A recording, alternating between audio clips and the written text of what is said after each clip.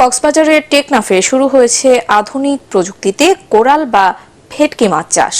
মৎস্য অধিদপ্তরের কারিগরি সহায়তায় টেকনাফের ঝিমংখালী এলাকায় বেসরকারি প্রতিষ্ঠান এটিআই অ্যাকোয়া ফার্ম কোরাল চাষের পাইলটিং প্রকল্পটি হাতে নেয়। প্রকল্পকে কেন্দ্র করে কক্সবাজারে কোরাল মাছ চাষের নতুন সম্ভাবনা দেখছেন উদ্যোক্তারা। কক্সবাজার প্রতিনিধি মোয়াজ্জেম হোসেন শাকিলের রিপোর্ট জানাচ্ছেন তামান্না জেনিফার।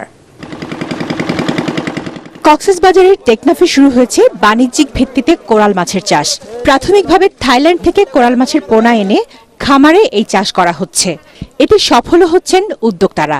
ফলে বাংলাদেশের মৎস্য খাতে নতুন সম্ভাবনা দেখছেন বিশেষজ্ঞরা। আমরা যখন চাষ করতে যাই তখন আমাদের পোনার দরকার হয়, ফিডের দরকার হয়। তো এই চ্যালেঞ্জটা আসলে মোকাবেলা করার জন্য প্রথম উদ্যোগ হিসেবে পাইলট হিসেবে যে বাংলাদেশে ফিড বেস চাষ হয় কিনা। উদ্যোক্তারা জানান হ্যাচারি পর্যায়ে 21 দিন এবং পুকুরে হাপা পর্যায়ে 30 দিন নার্সিং করার পর 6 মাসে কোরাল মাছের ওজন 1 কেজির মতো হয়।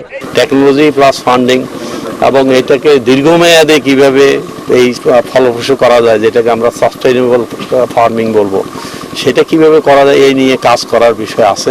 বর্তমানে কোরাল বা ভেটকি মাছের বাণিজ্যিক খাদ্য নির্ভর উৎপাদনে সরকারের বাণিজ্য মন্ত্রণালয়ের বিজনেস প্রমোশন কাউন্সিল এবং Bangladesh shrimp and fish foundation এগিয়ে এসেছে। সহায়তা প্রদান করে মৎস্য ও প্রাণী সম্পদ মন্ত্রণালয়। এই কোরাল মাছটাকে এটা আমরা যাতে শুধু ডোমেস্টিক কনজাম্পশন নয়, আমরা এক্সপোর্ট হিসাবেও যাতে ভবিষ্যতে এই কোরাল মাছটাকে আমরা কাজে লাগাতে পারি। উপকূল অঞ্চলগুলোতে আমরা এই চাষটাকে আমরা সম্প্রসারণের উদ্যোগ নিব।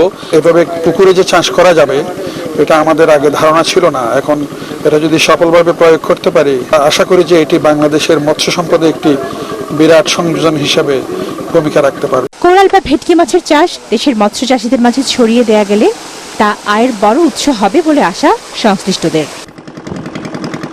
Bureau report, ATN Bangla.